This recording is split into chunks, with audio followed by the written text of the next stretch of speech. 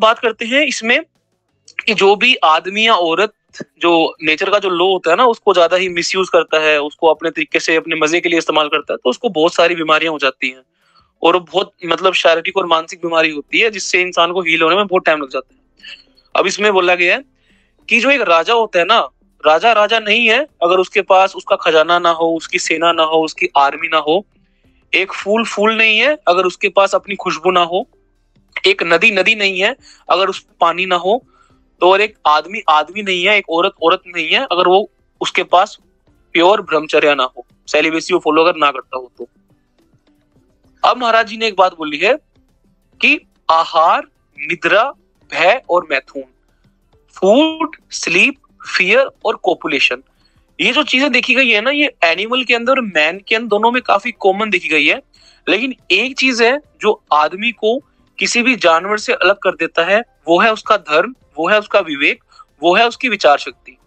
देखो हमारे पास में हमारी विचार शक्ति होती है। एक इंसान को पता होता है कि क्या चीज उसके लिए अच्छी है, क्या चीज उसके लिए गलत है। एटलीस्ट उसको सेंस ऑफ कंट्रोल होता है। इवन जो लोग यहाँ पे बैठे हैं, तो इतने लोग बैठ के सुन रहे हैं, तो उनको भी एक प्रकार की कॉन्शियसनेस तो है कि जो चीजें हमें बताई जा रही है, जो चीज हमें सिखाई जा रही है, वो हमारे भले के लिए ही है। ठीक है। तो इंसान के पास उसकी विचार शक्ति तो होती है, उसको पता होता है कि क्या उसके काम का है, क्या उसके काम का नहीं है। लेकिन इस किताब में एक बात बोली गई है कि जो ज्ञान होता है या जो विचार शक्ति होती है, वो एक ही चीज है जो उसको सिक्योर कर सकती है, वो है प्रिजर्वेशन ऑफ वीर्य, अपने वीर्य को बचाना। ये नहीं है कि तुम अपने वीर्य को वेस्ट कर रहे हो, अपनी सीमन को लॉस्ट कर रहे हो, ये हमें नहीं करना, क्योंकि हमारा जो सीमन होता है वो हमारी बॉडी के अंदर स्टेबिलिटी पैदा करता है। इसको जितना हम वेस्ट करेंगे उतना ज्यादा हमारे अंदर इंस्टेबिलिटी क्रिएट होती है, क्योंकि हमारा जो रूट चक्र होता है इंसान का वो हिल जाता है सीमन लॉस करने से। तो फिर इंसान जो है बहुत ज्यादा परेशान रहता है मेंटली, फिजिकली, और यहाँ से वहां धक्के खाता रहता है, भटकता रहता है और बहुत बहुत परेशान रहता है। अब महाराज जी ने बोला है कि इस सारी बीमारी का क्या इलाज है, कैसे मतलब इन चीजों को हम ठीक कर सकते हैं, कैसे इंसान अपने अंदर सेल्फ कंट्रोल डेवलप कर सकता है, क्या हो सकता है। तो उन्होंने बोला है कि spiritual sadhana is the only answer to the sexual attraction.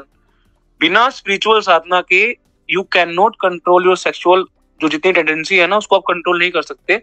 If you are suffering from any kind of problem that is related to masturbation, porn addiction, जो भी है, तो बिना स्पिरिचुअल साधना के इसको ओवरकम करना बहुत नेक्स्ट टू इम्पॉसिबल है। और महाराज जी ने बोला है कि जो रियल कल्चर जो होता है ना, वो यही होना चाहिए कि हम परफेक्ट, हमारे पास में एक फिजिकल बॉडी है और हम मेंटली भी उस ब्रह्मचर्य को फॉलो कर पा रहे हैं, फिजिकली फॉलो कर पा रहे हैं, वही एक्चुअल में रियल कल्चर होता है। और एक चीज और है कि जो एक पैशनेट इंसान जो होता है ना, एक जो वर्ल्डली माइंडेड मैन होता है, जिसके दिमाग के अंदर 24 घंटे ही सेक्सुअल की बातें चलती हैं, तो वो इंसान कभी भी सेल्फ रियलाइजेशन के बारे में, भगवान के बारे में, एक वैराग्य के बारे में, रिनंसिएशन के बारे में, डेथ के बारे में, या कब भी उसको पता लगता है ना कि उसको मरना है, तो वो बड़ा घबरा जाता है। बिकॉज वो जो जितने भी वर्ल्डली ऑब्जेक्ट है ना, उनसे वो इतना ज्यादा उसने खुद को अटैच किया हुआ है ना, उसको इतना मजा आ रहा है डांसिंग, सिंगिंग देखने में, महिलाओं के बारे में बातें करने में बहुत प्लेजर आ रहा है। तो वो एक्चुअल में सेल्फ रियलाइजेशन के बारे में सोच ही नहीं पा रहा, क्योंकि इसी को तो बोलते हैं ना माया का पर्दा, जो एब्सोल्यूट ट्रूथ के बारे में बात ही नहीं कर रहे। उनको तो ऐसा लगता है ना कि जो हम जिंदगी जी रहे हैं वही एब्सोल्यूट ट्रूथ है, बट ऐसा नहीं है। अगर ऐसा होता तो एक इंसान जिसके पास पैसे हैं वो सुसाइड क्यों करता?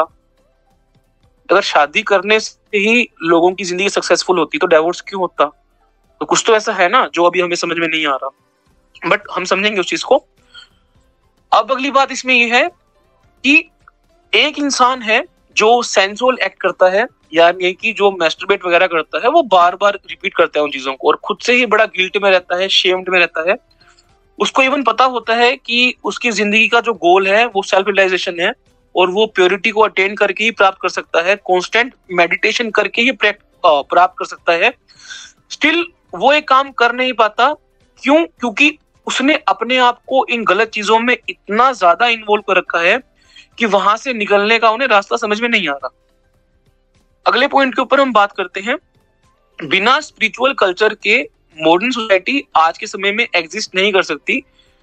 जो सोसाइटी है, जो कल्चर हम देख रहे हैं, जितने भी एटिकेट्स हैं, वो सबके सब एक पाखंड है।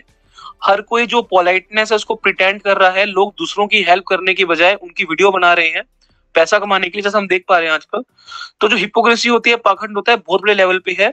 मीनिंगलेस फॉर्मेलिटी होती है, कन्वेंशन होता है। मतलब जो चीजें जितनी भी हो रही है ना, महाराज जी बोल रहे हैं कि कुछ भी दिल से नहीं हो रहा, सब कुछ एक प्रकार का पाखंड है जो देखा जा रहा है। क्योंकि आजकल के जो लोग हैं उनमें सिंसियरिटी और इंटीग्रिटी बिल्कुल भी नहीं है। दे आर रास्कल्स, मतलब बहुत ज्यादा आपस में एक दूसरे को चीट करना, गलत काम करना, ये सब करते रहते हैं। तो ब्रह्मचर्य फॉलो नहीं करेंगे तो गलत काम ही करेंगे ना। उसके बाद महाराज जी ने बोला है कि जितने भी महावाक्यास होते हैं, जो भी भगवद गीता के श्लोक वगैरह होते हैं, जो उपनिषद की बातें वगैरह होती हैं, इन सब बातों का ना एक जो इंसान, जो पैशनेट इंसान है ना, जो ये मैस्टरबेशन करने वाला जो इंसान होता है, जो जितनी भी फालतू गलत कामों में लगा पड़ा है, उसके दिमाग पे ना इन बातों का कोई भी असर नहीं पड़ता, क्योंकि वो वर्ल्डली माइंडेड मैन है, मतलब वो पैशनेट इंसान है, ठीक है। उसको ज्ञान देने का मतलब ऐसा ही है कि आप पत्थर वाली जमीन के ऊपर बीज फेंक रहे हो, वो कभी उस चीज को अब्सॉर्ब नहीं कर पाएगा। जो ये बातें हैं, जो ये चीजें हैं ना, जो हम डिस्कस करते हैं, जो हम एक अपने आप को सही रास्ते पे लेके चलना चाह रहे हैं, तो ये चीजें हर किसी को समझ में नहीं आएंगी। ये उन्हीं को आ सकती हैं जिनका माइंड पहले से ही प्रिपेयर है इन चीजों के लिए। बाकी जो इंसान सेंसुअल प्लेजर के चक्कर में है, वो इंसान खुद से ही इतना फ्रस्ट्रेट है कि उसको हर चीज का इंस्टेंट सोल्यूशन चाहिए। भाई जिस समस्या में फिलहाल तुम हो ना, ये तुम इंस्टेंट में नहीं आए हो। तुमने 3 से 4 साल, 5 साल, 10 साल एक गलत काम बार बार रिपीट करे हैं, उसका ये परिणाम है जिस हालत में, जिस दुर्दशा में तुम हो। और अगर तुम सोचते हो कि 1 महीना कुछ करने से या 6 महीना कुछ करने से मैं बिल्कुल ठीक हो जाऊंगा, तो सरासर तुम्हारी ये भूल है। जितने साल तुमने खुद को बर्बाद किया है, उतने एटलीस्ट महीने तुम्हें खुद को देने पड़ेंगे इन चीजों को ओवरकम करने के लिए। और ओवरकम भी जब कर पाओगे जब तुम फिजिकली और मेंटली ब्रह्मचर्य का पालन कर रहे हो। अर्जीज तुमको आएंगी, बट तुम्हें उनके ऊपर एक्शंस नहीं लेना, ठीक है। और अपने आप को स्पिरिचुअली इन्वोक करना है, स्पिरिचुअली अपने आप को एनलाइटन करना है। और वो केवल और केवल mantra chanting, meditation, daily temple जाने से ही हो सकता है। बिना स्पिरिचुअलिटी के you can not follow this no fap journey या सेलिबेसी। बिना स्पिरिचुअलिटी नहीं हो पाएगा ये। He must keep his mind busily engaged in divine thought, concentration, meditation, study and service of humanity। देखो महाराज जी ने किताब में बोला है कि इंसान को अपने दिमाग को पवित्र विचारों के अंदर कंसंट्रेट करना पड़ेगा, ध्यान करना पड़ेगा, डेली पढ़ाई करनी पड़ेगी। और service of humanity, service of humanity का अर्थ आप इसमें ले सकते हो कि आप ग्रुप का लिंक दूसरों के साथ में शेयर कर सकते हो ताकि उनकी भी हेल्प हो जाए, या फिर अपने गली के आसपास के जो डॉगी होते हैं उनको खाना खिला सकते हो, पक्षियों को दाना दे सकते हो। ह्यूमैनिटी की सर्विस करना बहुत इंपॉर्टेंट है। Lack of spiritual sadhana is the main cause of all sexual attraction. जो भी इंसान स्पिरिचुअल साधना नहीं करता, भगवान को नहीं मानता, टेंपल नहीं जानता, टेंपल नहीं जाता, तो वही एक मेन कॉज है, मेन कारण है कि उसको सेक्सुअली अट्रैक्शन हो रही है। आप देखना, जो भी इंसान इन चीजों में फंसा पड़ा है ना, तो भाई उसकी लाइफ का एक फेस होगा कि जब वो भगवान को नहीं मानता होगा या फिर कुछ ऐसी चीजें नहीं होंगी। क्योंकि जिनके अंदर पवित्रता नहीं होती ना, जो सात्विक नहीं होते, जो बहुत ज्यादा तामसिक होते हैं, उनके अंदर ये जो थॉट होते हैं ना, ये आते हैं। ये जो जितने भी गलत विचार होते हैं ना, जो पोर्न एडिक्शन वगैरह में फंसते हैं, तो उसके कारण यही होता है। अब महाराज जी बोल रहे हैं कि खाली थ्योरेटिकल एब्सेंटेशन से तुम सेंसुअलिटी से बच नहीं पाओगे। यानी कि सिर्फ बातें करने से, इस पूरे प्लेजर से, पोर्न एडिक्शन से तुम नहीं बच पाओगे। तुमको अपने इस पूरी जर्नी में बहुत सिंसियर होना पड़ेगा। तुमको अपने जीवन को प्योर बनाना पड़ेगा। तुमको पूरा स्पिरिचुअल होना पड़ेगा। आधे अधूरे मन से काम करोगे तो दोबारा उसी जो पुरानी स्टेट ऑफ माइजरी है उसमें तुम पहुंच जाओगे। हाफ हार्टेड एफर्ट नहीं करना। महाराज बोल रहे हैं कि तुम्हें पूरा दिल से एफर्ट करना है, क्योंकि जो ये पैशन है ना, इसने तुम्हारे दिल और दिमाग के ऊपर इतना ज्यादा गलत असर डाला है, इतना तुमको इसने डिस्टर्ब किया है कि तुम्हारा दिल और दिमाग पूरी तरह से अविद्या के अंदर डूब चुका है। अब तुमको इस शरीर की पूजा करनी बंद करनी पड़ेगी, क्योंकि शरीर की पूजा केवल और केवल असुर और राक्षस करते हैं। Brahmacharya is the need of the hour. इस समय की जो दुनिया है उसमें सेलिबेसी को फॉलो करना, ब्रह्मचर्या करना बहुत बहुत बहुत जरूरी है। क्योंकि ये जो हम शरीर की बात करते हैं, ये केवल एक हड्डियों का और मांस का शरीर है। हम सब के सब जो हैं फिलहाल मोर्टल हैं, क्योंकि शरीर का अंत होगा। लेकिन महाराज बोलते हैं कि एक्चुअल में तुम इमोर्टल हो। तुम्हारे अंदर ही सच, चित और आनंद आत्मन है। तुम प्राप्त कर सकते हो, लेकिन तुम्हें उसके लिए ट्रू ब्रह्मचर्य का पालन करना पड़ेगा। वही होगा जो तुम्हें इस अज्ञानता से बाहर निकालेगा और तुम्हारे अंदर की कॉन्शियसनेस को जगाएगा। इस रास्ते पे केवल वही इंसान चल पाएगा जिसकी आयरन जैसी डिटर्मिनेशन होगी, जिसमें बहुत सारा पेशेंस होगा, जिसके अंदर बहुत ज्यादा परसिवरेंस होगी। वही इंसान इस रास्ते पे चल पड़ेगा, वही इंसान इस रास्ते पे चल पाएगा। हर किसी के बस की बात नहीं है।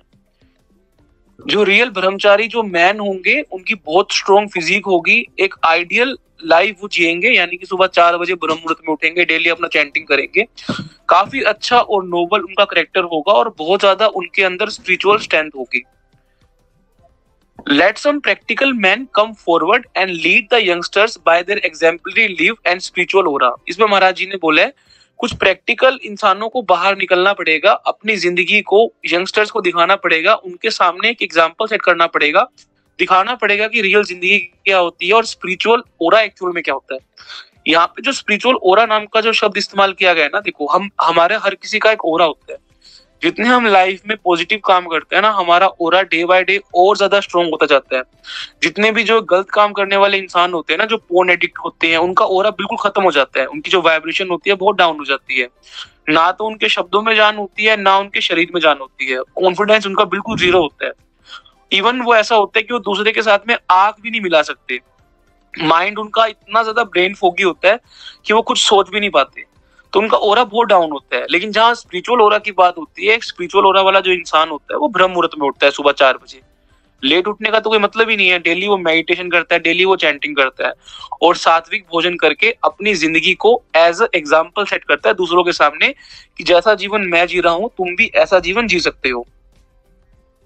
जो हमारा फ्यूचर है, हमारी जो इस देश का, जो हमारे देश की वेलबींग है, वो आज के समय पे हमारे यूथ पे ही निर्भर करती है। तो हर सन्यासी की, टीचर की, प्रोफेसर की, पेरेंट्स की ये काफी जिम्मेदारी है कि अपने बच्चों को वो सेलिबेसी से अवगत कराएं, उनको बताएं कि सेक्सुअल एजुकेशन क्या होती है और पावर ऑफ सीमन क्या होती है। तो ये ट्रेनिंग होना बहुत जरूरी है, क्योंकि training of youth means nation building. इस देश का जो निर्माण है वो बिना यूथ की ट्रेनिंग के नहीं हो सकता और हमें सेलिबेसी का जो वर्थ है इसको फॉलो करना पड़ेगा, तभी जाके हमारे जीवन में कुछ हो पाएगा। May the divine splendor shine in your face, may the divine flame grow brighter in you, may the divine power and peace abide in you forever। Om Shanti शांति शांति। इसमें महाराज जी ने यही बोला है कि आपके अंदर की जो कॉन्शियसनेस है, जो अवेयरनेस है, वो टाइम के साथ साथ बढ़ती जाए और आप इस ब्रह्मचर्या व्रत का पालन कर सकें।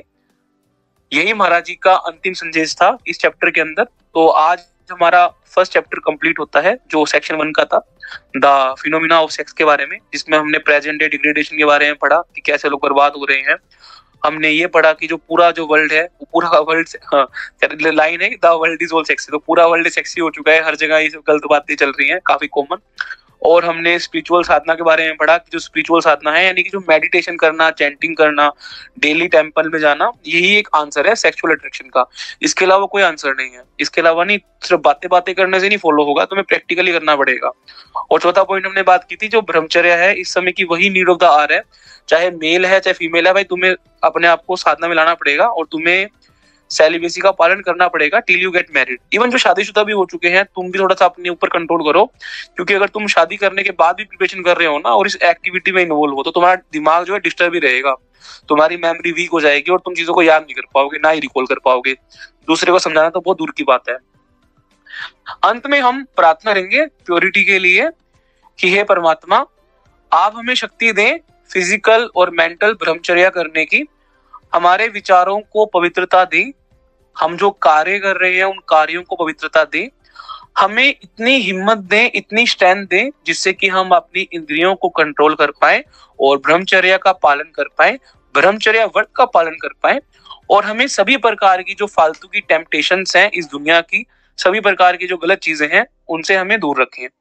हमारे मन में से सभी सेक्सुअल जितने भी संस्कार हैं, हमारे जितने भी पास्ट की इंप्रेशंस हैं, उन सबको हमारे मन में से हटा दें, हमारे अंदर की वासनाओं को खत्म कर दें, हमारे ब्रेन में से, हमारे मन में से सभी प्रकार की जो लस्ट वाले थॉट है उन सब का विनाश कर दे। हमको एक सच्चा ब्रह्मचारी बनने में, हमको एक सच्चा सदाचारी बनने में, हमको एक सच्चा योगी बनने में हमारी सहायता करें।